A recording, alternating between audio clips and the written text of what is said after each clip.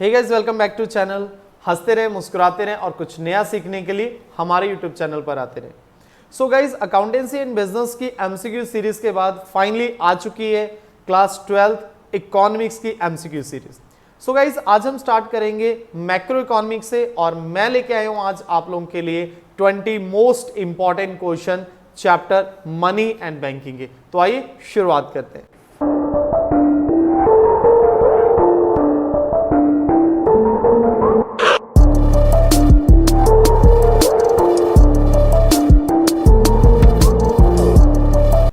सो आइए दोस्तों शुरुआत करते हैं और शुरुआत करने से पहले कुछ चीजें आपके माइंड में क्लियर होनी चाहिए गाइस। ये जो सीरीज है ये 3 to 4 पार्ट्स में आएगी।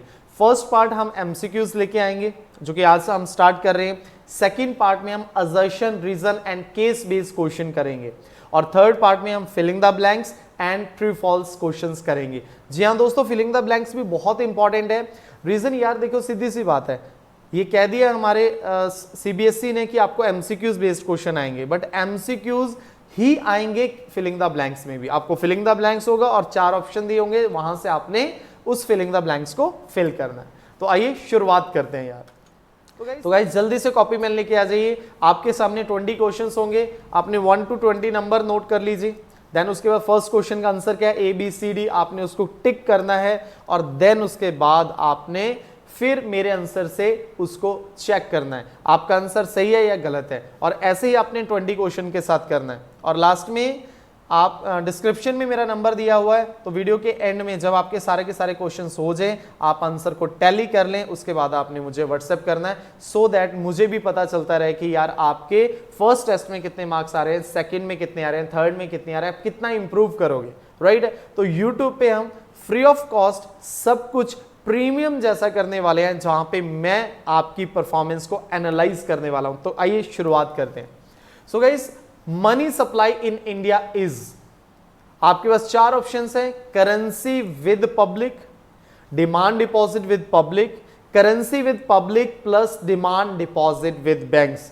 तो 4 ऑप्शंस है ABCD। तो जल्दी से आंसर दीजिए और देखते हैं आज फर्स्ट क्वेश्चन केबीसी में किसका सही होता है। गाइस केबीसी बोले तो कौन बनेगा चैंपियन, कौन बनेगा इकोनॉमिक्स का चैंपियन।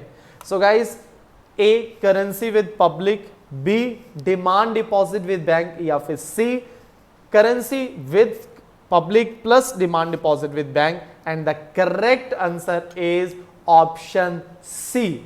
सो केबीसी के फर्स्ट क्वेश्चन का है आंसर C, और जिसका आंसर सही था वो कर सकते हैं यस मेरा सही था, या फिर अपना हाथ लीजिए और अपने पेट को थपथपाइए कि यस आपने सही आंसर दिया, और ये स्माइल आपके फेस पे नजर आनी चाहिए जैसे आपका आंसर सही हो जाए।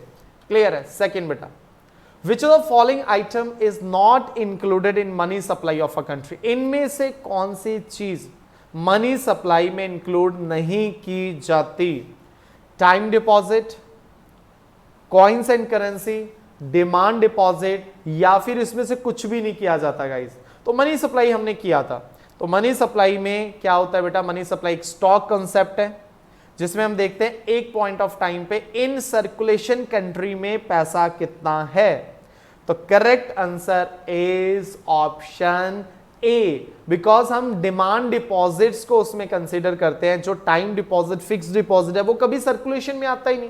मैंने आपको ऑलरेडी हिंट दे दिया था कि इन सर्कुलेशन कितना पैसा है उसे बोला जाता है time deposit. Clear, yes sir. चलिए आगे बढ़ते हैं नेक्स्ट क्वेश्चन के साथ। So question number 3, which of the following is not the function of a central bank. इनमें से कौन सा सेंट्रल बैंक का फंक्शन नहीं है।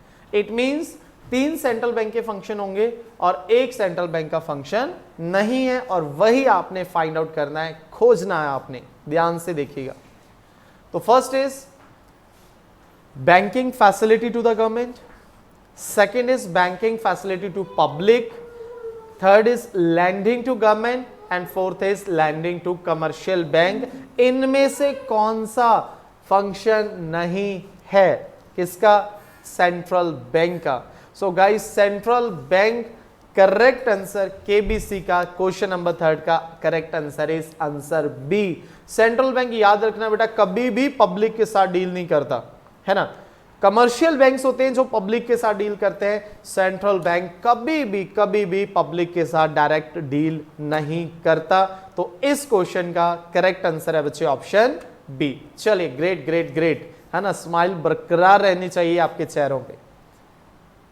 So guys, which of the following agency is responsible for issuing ₹1 currency note in India? ₹1 currency, 1 रुपए की currency note India में इशू करने के लिए कौन सी अथॉरिटी रिस्पॉन्सिबल है गाइज? आरबीआई। बेसिकली हम सुनते हैं, कंफ्यूज मत हो जाना है गाइज, बेसिकली हम सुनते हैं कि यार आरबीआई करेंसी इशू करता है, बट यहां पर ₹1 करेंसी की बात करें। 1 रुपए के जो करेंसी नोट हैं वो कौन छापता है? आरबीआई ही छापता है इनको बाकी नोट्स की तरह, या फिर मिनिस्ट्री ऑफ फाइनेंस जिसे हम गवर्नमेंट बोलते हैं, या फिर मिनिस्ट्री ऑफ कॉमर्स, या फिर नीति आयोग, है ना। करेक्ट आंसर है बच्चे, correct answer is ministry of finance. Guys याद रखना ये टॉप 20 एमसीक्यूज है आपके लिए, जहां पर आप ये एनालाइज कर पाएंगे कि यार आपका ये चैप्टर अच्छा हो गया या नहीं होगा। राइट गाइस, तो चलिए आगे बढ़ते हैं। Dash is the main source of money supply in an economy. कौन सा बेटा main source of money supply है? तो ध्यान से देखना बेटा, सेंट्रल बैंक, कमर्शियल बैंक्स, या फिर बोथ ए एंड बी, या फिर D is government. Main source कौन है बेटा? Central bank, yes 100% main source है। आपको माइंड में आ रहा होगा आंसर ए, और बीच में आपको लग रहा होगा यार कमर्शियल बैंक भी, क्योंकि हमने पढ़ा था कि कमर्शियल बैंक क्रिएट क्रेडिट, तो वो भी यार पैसे से पैसा क्रिएट करते हैं। सेंट्रल बैंक पैसा छापता है और कमर्शियल बैंक पैसा क्रिएट करता है। तो correct answer of question number 5 is C, that is both A and B are the main source of money supply in India. Next guys, the value of deposit supplier is equal to the money of a deposit supplier। ये जो हंसी वाला व्यक्ति इस बार पहले ही आ गया है ना, राइट, ये हो सकता है गलत पे भी आ गया हो, आपको कंफ्यूज करने के लिए इस पे किया हो, है ना, तो ऐसा तो कुछ भी हो सकता है ना। तो आपने जल्दी से सोचना है कि करेक्ट आंसर क्या है बेटा। Answer 1 2 A B C D, 1/CRR deposit supplier, 1/SLR, 1/LRR, या फिर none of the given. Correct answer is 1/SLR के नीचे वाला बेटा 1/ लीगल रिजर्व रेशियो। बिल्कुल बिल्कुल बिल्कुल बिल्कुल। Which bank in India is the controller of credit? Guys credit को कंट्रोल कौन करता है? देखिए क्रेडिट को क्रिएट करता है एक बैंक, और एक बैंक क्रेडिट को कंट्रोल करता है। क्रेडिट क्रिएट कौन करता है? कमर्शियल बैंक्स, राइट है, वो एक्सिस भी हो सकता है, वो आईसीआईसीआई भी हो सकता है, पीएनबी भी हो सकता है। तो क्रेडिट क्रिएट कौन करता है?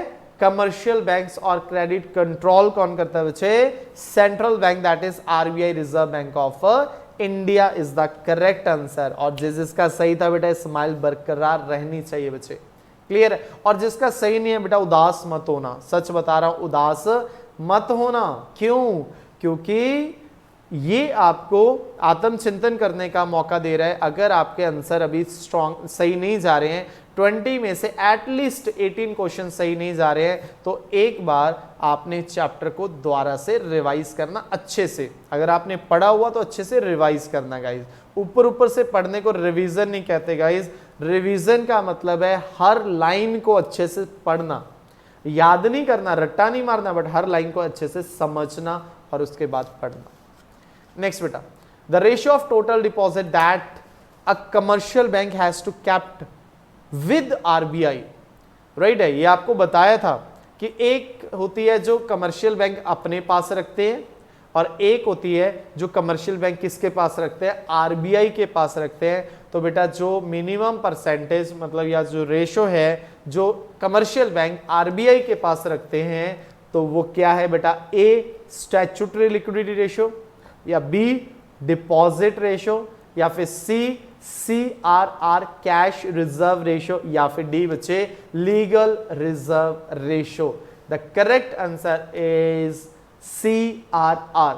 CRR किसके पास रखी जाती है बेटा? आरबीआई के पास रखी जाती है, अपने पास नहीं रखी जाती। अपने पास जो रखी जाती है उसे बोलते हैं SLR, statutory liquidity ratio, the number of time the total deposit would be of initial deposit is determined by, क्या चीज डिटरमाइन करेगी बेटा उसको, ध्यान से देखना, the number of time that total deposit would be initial deposit is determined by CRR, बिल्कुल आपको लग रहा होगा, लीगल रिजर्व रेशियो बिल्कुल आपको लग रहा होगा, SLR बिल्कुल आपको लग रहा है, यार रेशियो तो थी कोई, बैंक रेट तो नहीं हो सकता, बैंक रेट तो हमने ऐसा कुछ पढ़ा नहीं हुआ। The correct answer of question number 9 KBC कौन बनेगा champion is legal reserve ratio. बेटा लीगल रिजर्व रेशियो में दोनों रेशियो ही आ जाती हैं, CRR प्लस SLR, तो legal reserve ratio is a combination of CRR and SLR, समझ में आया? Yes sir. The part of legal reserve ratio kept by bank themselves is called, अभी आपको आसान हो गया होगा क्योंकि मैंने आपको बताया जो रेशियो किसके पास रखते हैं, बैंक के पास रखते हैं, RBI के पास रखते हैं, उसको क्या बोलते हैं CRR, तो जो अपने पास रखते हैं उसको क्या बोलते हैं SLR, statutory liquidity ratio is the correct answer. जी हाँ दोस्तों, correct answer is SLR। Next, credit creation by commercial banks is determined by, credit creation by commercial bank is determined by, credit creation कितना होगा is determined by CRR, is determined by SLR, is determined by initial deposit, is determined by all of the above, है ना। अब आपको यहाँ पे बहुत confusion हो रही होगी क्योंकि हमने नॉर्मली जब पढ़ा कि क्रेडिट क्रिएशन जो है वो दो चीजों पे डिपेंड कर रहा है, LRR पे और इनिशियल डिपॉजिट, है ना।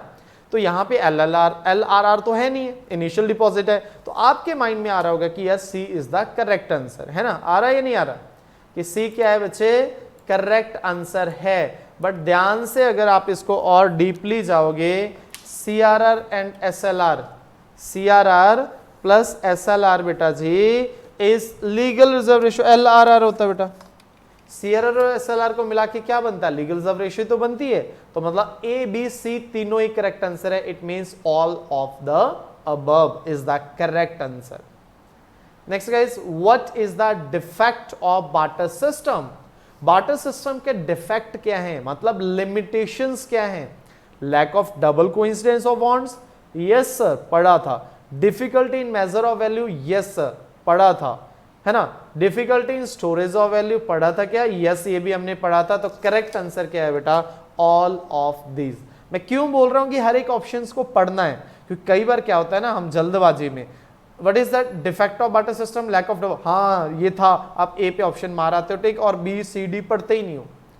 तो इसीलिए आपकी अप्रोच करेक्ट होनी चाहिए एमसीक्यूज को करते समय, आपने हर एक जो ऑप्शन है उसको गो थ्रू करना है। Next guys, which of the following is a credit money, इसमें से कौन सा क्रेडिट मनी है, चेक्स एंड ड्राफ्ट, ये टाइप ऑफ मनी का पार्ट है बेटा, cheques and draft, promissory note, exchange note, या फिर ऑल ऑफ दीज, कौन सी बेटा इसमें से क्रेडिट मनी है, cheques and draft, promissory note, exchange note, या फिर सारे। The correct answer of KBC question number 13 कौन बनेगा champion is all of this. Cheques and draft भी बेटा क्रेडिट मनी में आता है, प्रोमिसरी नोट भी क्रेडिट मनी में आता है, और एक्सचेंज नोट भी क्रेडिट मनी में ही आते हैं। Next guys, which among the following is near money, इसमें से कौन सा नियर मनी है, which among the following is near money, बेटा इसमें से कौन सा नियर मनी है, A bonds, B insurance policy, C security, या फिर D all of these. Near money guys, near money, ध्यान से A B C D correct answer, ध्यान से करना। चलिए, the correct answer of question number 14 is answer number 4, that is all of the above. Near money, bond भी near money है बेटा जी, insurance policy भी है, सिक्योरिटी में है ना। नियर मनी कौन सी होती है, जो इजिली कैश में कन्वर्ट हो सकती है, तो ये रियल नियर मनी है बेटा। विच of the following is the feature of money, इसमें से कौन सा फीचर ऑफ मनी है, journal acceptability, homogeneous unit, liquid acids, या फिर ऑल ऑफ द अबव। देखिए जर्नल एक्सेप्टेबिलिटी है, होमोजीनियस यूनिट मतलब एक कॉमन यूनिट है या नहीं है, यस ये भी है, यार अगर एक से ज्यादा आंसर हो जाए ना तो ये तो कंफर्म है ऑल ऑफ दीज ही आएगा, फिर तीसरा भी है, फिर तीसरा भी है। समझ रहे हो ना, समझ रहे हो, क्योंकि एक से दो आंसर हो गए तो ऑल ऑफ दीज ही आएगा। मतलब ये मैं आपको शॉर्टकट बता रहा हूं, कई बार अगर ऑल ऑफ दीज ऑप्शन हो और दो आंसर कंफर्म है, तीसरे का आपको पता नहीं कि तीसरा है या नहीं है, तो आंसर क्या आएगा, all of these. Institution that accept deposit for lending purpose, वो इंस्टीट्यूशन जो एक्सेप्ट करते हैं डिपॉजिट किसके लिए, लैंडिंग पर्पस के लिए, मतलब पैसे एक्सेप्ट करते हैं वापस लोन पे देने के लिए, उसको क्या बोला जाता है, commercial bank, central bank, government या फिर पब्लिक। क्या बोला जाता है गाइस, बहुत इजी, बहुत इजी, बहुत इजी है। The correct answer is commercial banks. कौन से बैंक बच्चे, commercial bank. Next, which of the following is the function of commercial bank, इसमें से कौन सा कमर्शियल बैंक का फंक्शन है, accepting deposit, yes, credit creation, credit creation, yes, agency function, और ये भी है। तो करेक्ट आंसर क्या होगा, ऑल ऑफ दीज। अब यहां पर सर ये क्वेश्चन इजी या टफ, मैं तो टफ बोलूंगा, क्यों, क्योंकि नॉर्मली हम बात पे बात करते हैं कि कमर्शियल बैंकिंग के तो दो ही फंक्शन होते हैं, accepting deposit and advancing loan. बेटा वो प्राइमरी फंक्शन होते हैं, प्राइमरी फंक्शन है, मेन फंक्शन है डिपॉजिट एक्सेप्ट करना और लोन देना। उसके अलावा क्रेडिट क्रिएशन भी फंक्शन है बैंक का। उसके अलावा बेटा सेकेंडरी फंक्शन में एजेंसी फंक्शंस भी आ जाते हैं, छोटे मोटे फंक्शंस भी आ जाते हैं, ये भी कमर्शियल बैंक के फंक्शन हैं। Giving permission to withdraw money by an amount more than deposit to it's known as, मतलब यार मेरे अकाउंट में अगर 50,000 रुपए है और मैं 70,000 रुपए निकाल सकता हूं, मुझे 70,000 की परमिशन दिया जा रहा है, तो ये क्या है, इसे क्या बोलेंगे, क्या बोलेंगे इसे, ओवरड्राफ्ट, एडवांस, लोन या फिर नन ऑफ द अबव। मेरे अकाउंट में 50 है, मैंने 60 निकाल लिया, ये जो मैं एक्स्ट्रा निकाल रहा हूं is known as overdraft facility. The correct answer is option B is overdraft facility. Next बच्चे, what are the alternative measure of money supply in India? Alternative measure कौन है money supply? Money supply के कौन कौन से measure हैं, M1, M2, M3 and M4। बेटा very important. अब आप कहोगे सर क्यों इंपॉर्टेंट बोल रहे हो, है ना, देखिए क्या होता है यार, स्टूडेंट को ये पता है या पढ़ाया जाता है कि यार M1 ही हमारा सिलेबस में है, तो उसको यही लगता है कि M1 ही इसका आंसर होना चाहिए। बेटा ऑप्शंस तो सारे हैं, M1 से भी आपका कलेक्ट कर सकते हैं मनी सप्लाई, मतलब कैलकुलेट कर सकते हैं, M2 से भी, M3 से भी, M4 से। हमारे सिलेबस में M1 है, बट इकोनॉमी में तो इंडिया में तो चारों ही है ना, तो यस आंसर क्या होगा बेटा, all of these is correct answer. मैं गारंटी देता हूं पहले सबने स्टार्टिंग में M1 ही सोचा होगा कि M1 इसका करेक्ट आंसर है ना। चलिए ग्रेट बेटा। Who circulate the mint and, mint नहीं है बेटा, ये who circulate and 1 rupee note in India, हाँ ये है बेटा, who circulate all coins and 1 rupee note in India. Coins और 1 रुपी नोट कौन छापता है, 1 रुपी नोट का अकेला मैंने बता दिया था, 1 rupee note ministry of finance. अब क्वाइंस की भी बात कर रहे हैं, क्वाइंस और 1 रुपी नोट कौन छापता है बेटा, ministry of finance is the correct answer. बेटा जितने भी क्वाइंस है of all denomination plus 1 rupee note कौन इश्यू करता है, ministry of finance, that is government, right है, गवर्नमेंट करती है बेटा, मिनिस्ट्री ऑफ फाइनेंस करती है। क्लियर, समझ में आया गाइज।